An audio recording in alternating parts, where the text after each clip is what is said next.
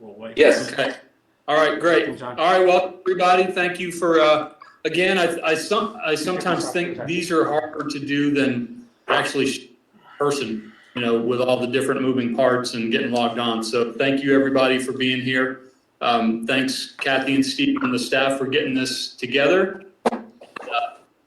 Kind of the moment we've been waiting for, semi-dreading over the last few weeks is talking about next year's budget. So with that said, I will go ahead and turn it over to the city manager and to our finance director. Thank you, folks. Thank you, Mr. Mayor. And I'm immediately going to go to our celebrity finance director. Front and center. Kathy, you're up. Okay, can everyone hear me? Yes. Okay, cool. So first, I apologize for not having more information to you at this point. So the discussion tonight is going to be very preliminary. As you know, this situation has been changing daily, and trying to adapt and work with the numbers has been challenging. So what I have provided to you kind of just gives you a snapshot of where we are with the current year budget, and this is just general fund. That's all I have to talk about for tonight. And of course, that's probably where our largest concern is what is going to be happening with the gross receipts, which is our primary source of revenue for the general fund budget. We've been fortunate up through this past month that our gross receipts and other revenues have exceeded our original budget projections, and as a result of that, we're going to end the year not necessarily in a bad place, not where we were hoping to end up at. Revenues were budgeted at $6.7 million for the general fund. The projection at this point is $6.9 million. So that's 200,000 more. What could happen to that number will be whatever happens to the gross receipts number for May. We'll have that number Friday, and then again in June. What I've projected, what's included in that projection of 6.9 million is 50% of what we had budgeted for those 2 months for gross receipts. So that's about 125 to 150,000 for those 2 months, for each of those 2 months. If we fall below that, of course, this number will then start looking different.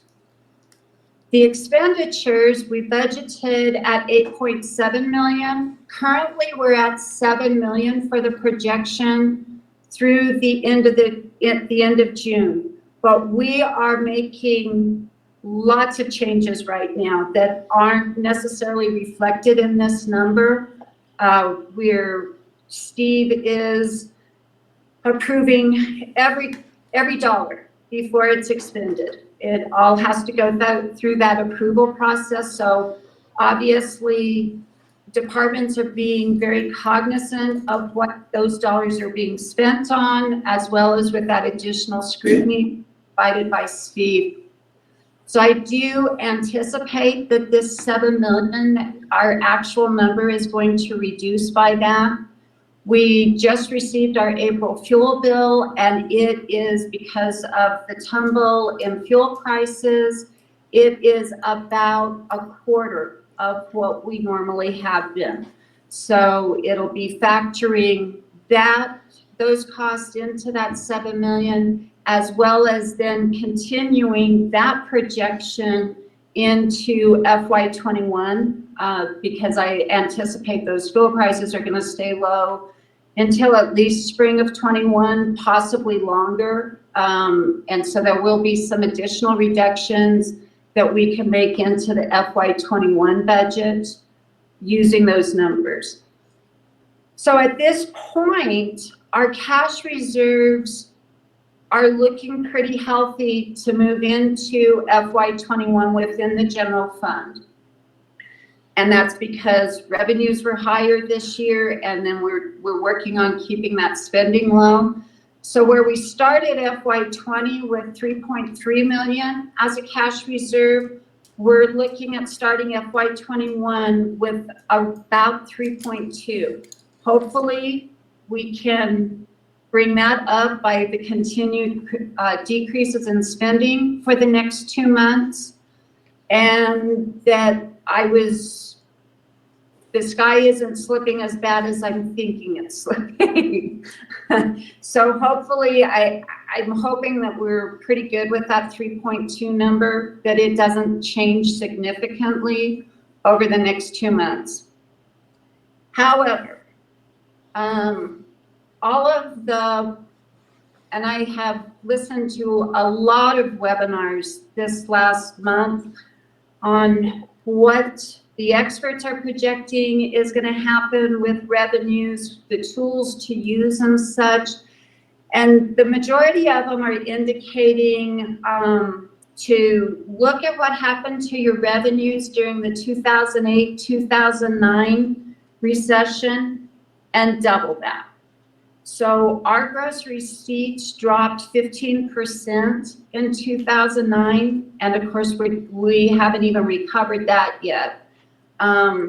So I'm using a 30% reduction on gross receipts revenues, which for general fund is $1 million. And so it's now digging through that general fund budget for FY21 to start reducing it by that amount. We have, again, this is very preliminary, we're still digging through it.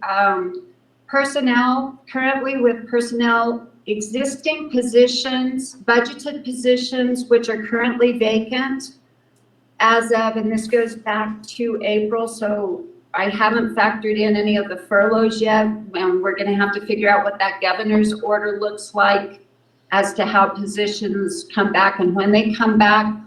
But this number, based on where we were at the start of April, vacant positions are not budgeted to be filled in, or even to be considered to be filled until January 1st. So we removed 6 months of those costs from the budget already.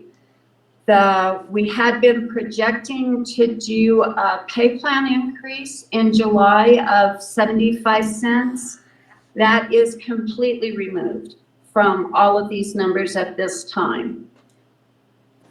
Health insurance, we'll have a 3% increase come July. That is included in these numbers. There is possibly, we're going to look at personnel a little bit harder to see if there's additional to be done there.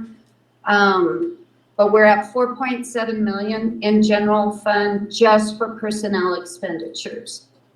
The other expenditures include our operating costs, supplies. Most of the capital has been removed. Again, that'll take another look, is at 3.1 million. So we have a deficit of quite a bit, and so it will eat up all of that cash reserve. And that's normal. That for how our budget typically works is that we budget the revenues conservatively, we budget the expenditures high, and we get to the end of the year and we have managed to build a cash reserve. I'm not as confident right now with that scenario, and so that's why I'm not comfortable with presenting these numbers. I think we need to continue to dive into the expenditures and do some additional cuts, because I'm not comfortable with ending the year with just having the potential of 345,000, because if the gross receipts come in even less than that 30%, that that changes this number completely. So that's why these are still very preliminary numbers.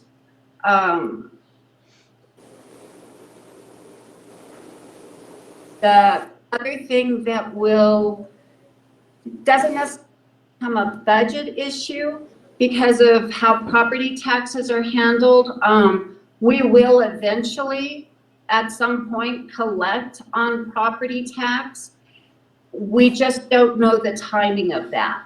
And so property taxes, the second half of the property taxes are due this month, which usually about 200,000 coming into the general fund. We won't know until the end of the month what those actual collections by the county are.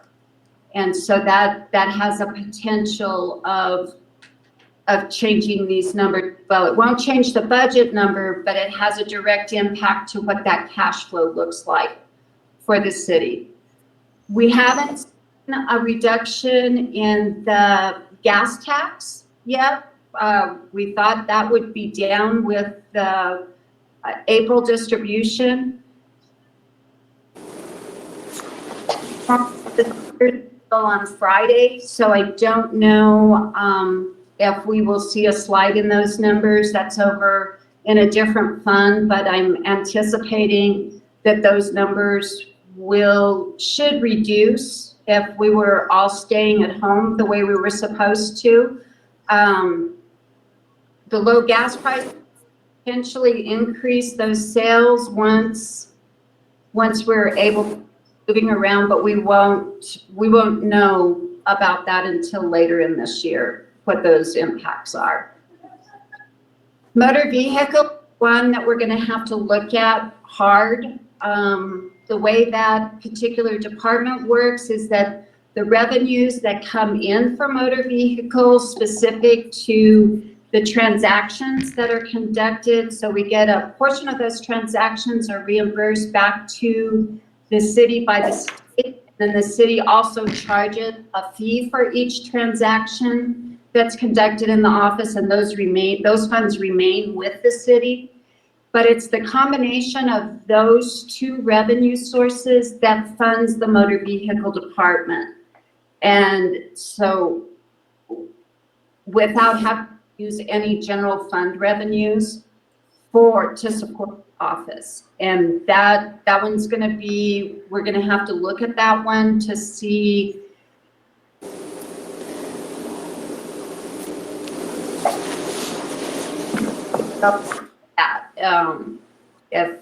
if once we have those numbers trimmed as much as we can, to look at it to see if commission wants to just support some of that operation with gross receipts, tax revenues. But I'll have those numbers for you in more detail in the next few days.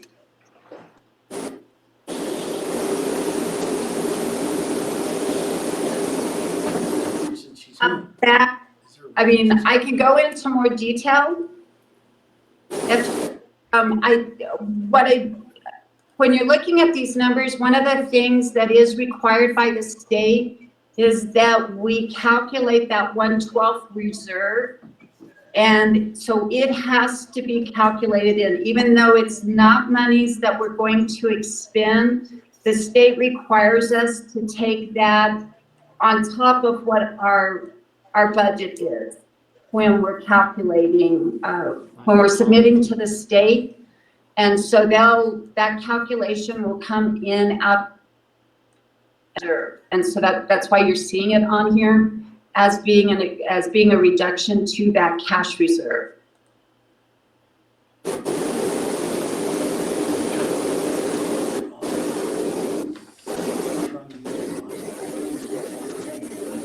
Hey, Commissioner Fry, you're getting a little feedback there.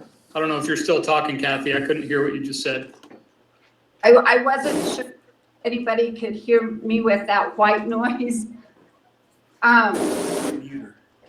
So where Where we'll add that there's also going to be impacts over on the joint utility side. I don't know if you had looked at the monthly report. I'm trying to track the impacts of the pandemic to our revenues. And one of the things that is happening because of the businesses and the schools being closed, our electric sales are not at the same level. And so again, depending on how long this goes, we may see a continuing reduction on the electric revenue sales. And so I'm going to have to factor that into the joint utility budget as well. Other things that we know about already, that the information we've gotten from the state is that the FY19 and FY20 appropriations most likely are going to be reverted back to the state. Those that we already have what they call a notice of obligation, where we have encumbered portions of them, may not be as susceptible to that reversion, but we're not going to know for certain until the special session comes in. So for the current year, what that impacts is the funds that were appropriated for the East Aztec water line, and then for the economic development project for specific to outdoor recreation. We never did even get to the point of having agreements on those, so I think we can assume that those are probably going to be pulled 100%.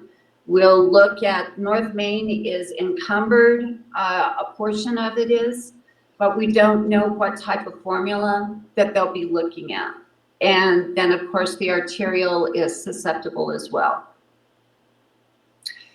Things that we can do within the general fund is in anticipation of the arterial, I have been building the cash reserve over in the road fund specific to the arterial. So if we needed some additional match funds or to get that constructed, there's a possibility that some of the costs that we have in the general fund right now, specific to streets, that maybe we reappropriate those over to the road fund.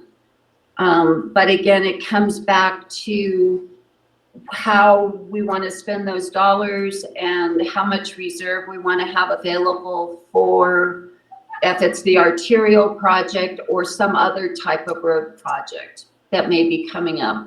But that could be a way of providing a little bit of relief to the general fund.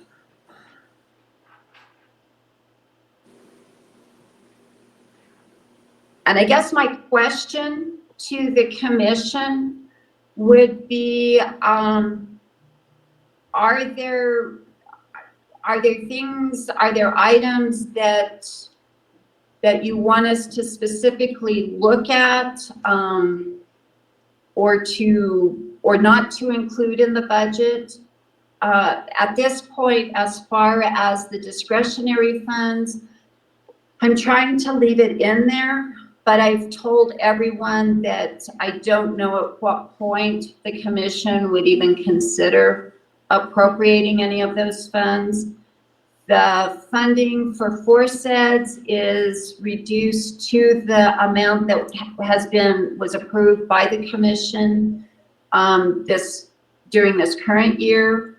The funds that have been appropriated but not used for San Safe Communities has been pulled out. Funding for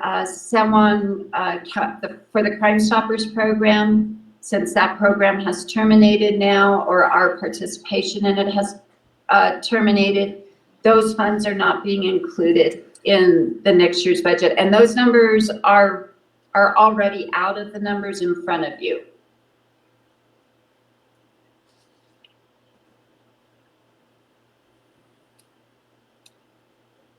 Kathy, I don't have anything specific that, at least not at this moment, that I want you to eliminate or, really drill down on too hard.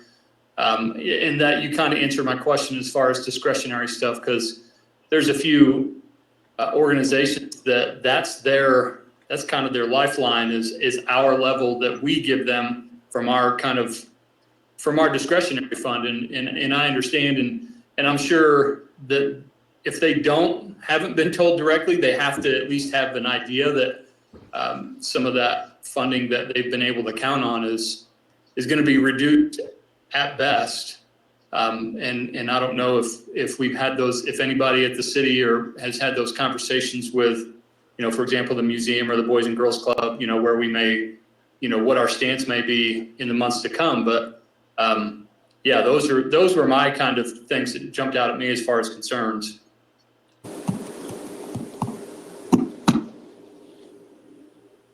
I have one that I want to make sure that we stay on board with, and that's making sure we don't have to shut down our motor vehicles.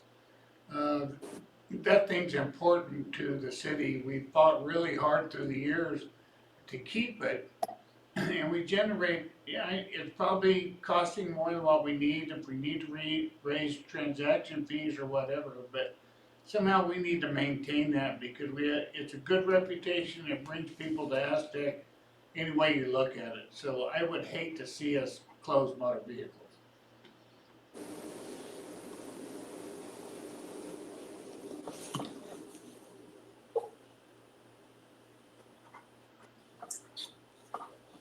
And I'll just have to agree on the concerns about Boys and Girls Club and museum funds, that they're pretty dependent upon us. So, but surely they're aware of the situation that we're in.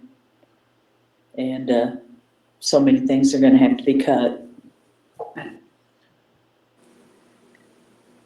Yeah, to that point, Mr. Mayor and Commission, I can certainly start reaching out to those organizations, just laying the groundwork for what I believe everybody's going to have the expectation as we move into, next fiscal year, that the prior year fundings might not be there at all, or at a more or a lesser amount, if you will.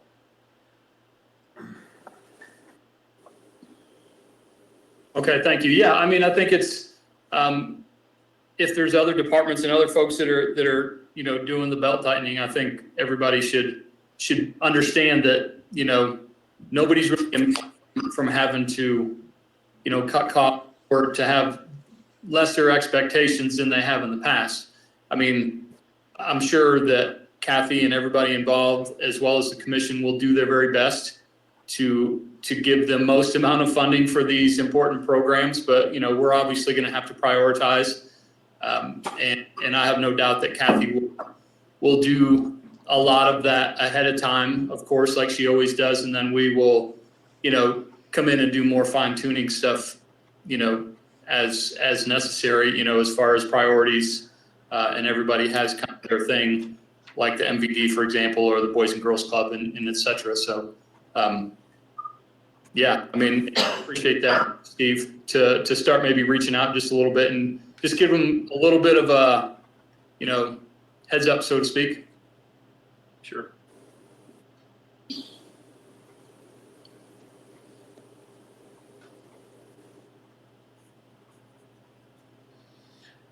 Anybody else?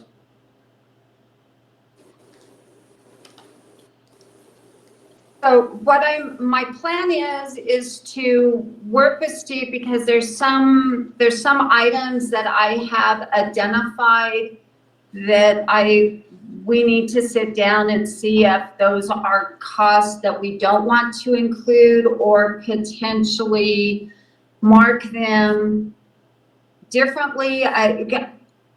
I'm keeping a list of what I'm calling them pandemic cuts, for no better term for it, that perhaps then that at some point the commission may want to revisit those if situations change and such.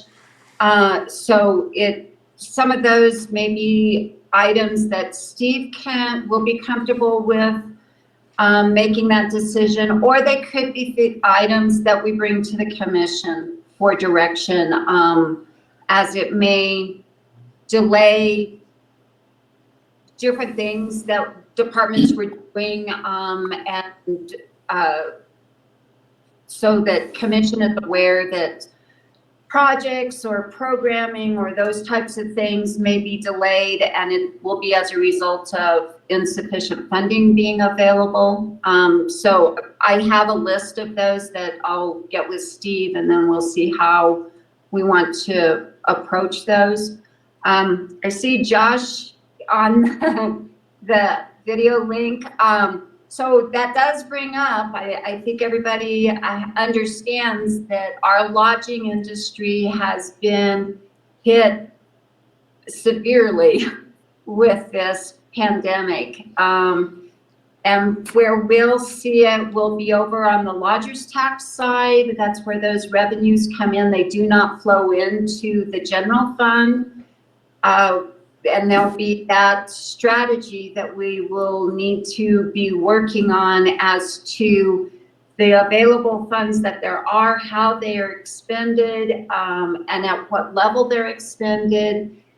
Because again, we don't want to stop marketing Aztec, but it's at what level and when do we start making that push again?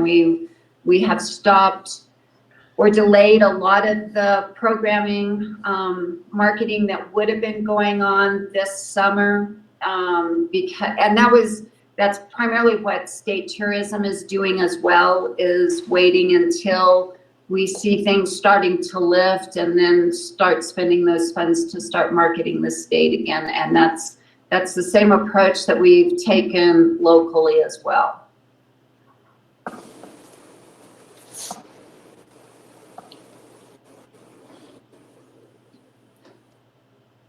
Any other questions? Kathy, yeah, I was just wondering remind us of the timeline that you have to get budget information into the state, for the coming year. So I have to submit a preliminary budget to the state by June 1st. Our process typically has been to take that to commission for that preliminary approval. There isn't anything that requires us to do that, but that is our process. So basically, I could go as late as June 1st if we wanted to still continue doing workshops up to that point to where we were submitting a budget. The final budget, though, what would be adopted by both the commission and then we would be submitting to the state for final approval, isn't until July 31st. And at that point in time, we can make adjustments, whatever we need to do, because of course, by then we'll have better idea as to what is happening with our gross receipts. And that of course, for me, is our biggest thing, because that is our largest revenue stream coming into general fund. And how long are you with us? How long do we get to work with you, Kathy? Oh, I don't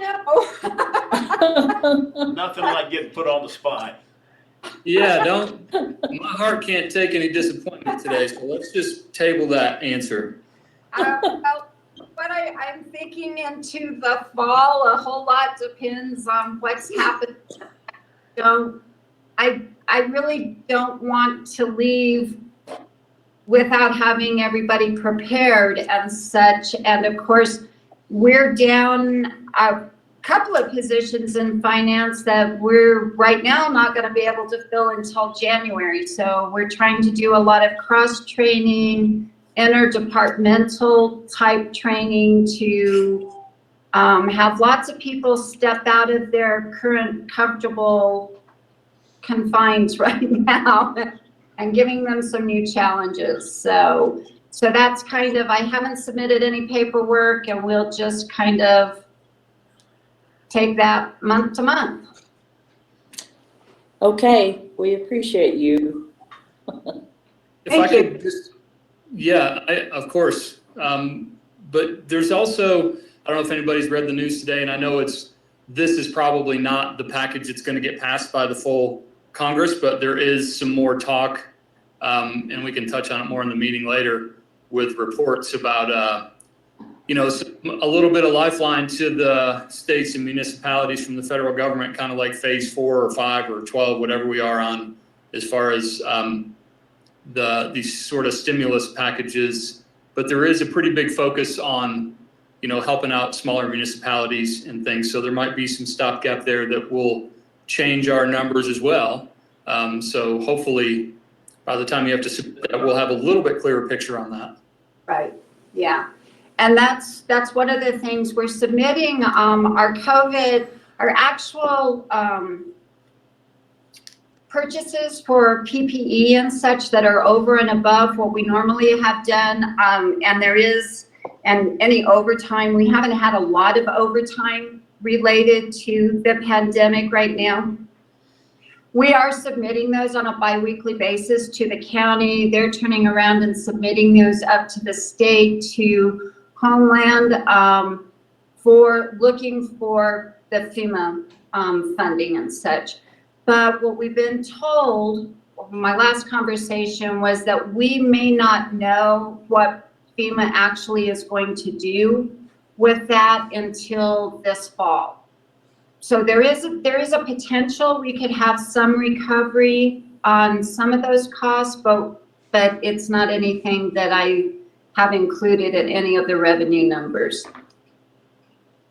Okay.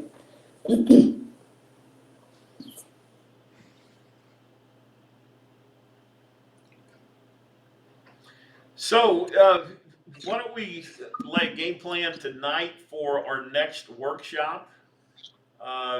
Does this time work for everybody?